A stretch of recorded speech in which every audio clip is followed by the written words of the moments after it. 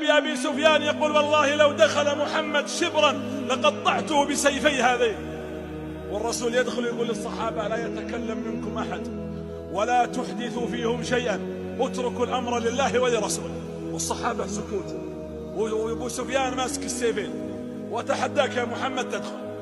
فلما أقبل الرسول أبو سفيان ماسك سيفين ووراه جيش، قال عليه الصلاة والسلام يا أيها الناس، يقصد قريش، من دخل المسجد فهو آمن، ومن دخل دار أبي سفيان فهو آمن، ومن دخل داره فهو آمن. أبو سفيان ماسك سيوف، الرسول يقول يدخل بيتك ترى ما راح نقول له شيء.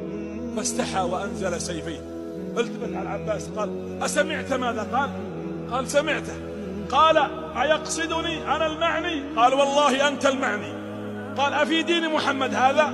هل محمد ينزل الناس منازلهم؟ قال العباس نعم. فقام سراقة والتفت بالحوار بين اثنين، قال أشهد أن لا إله إلا الله وأن محمد رسول الله. خلاص أيقن أنه صاحب قوة. دخل النبي وحطم الأصنام.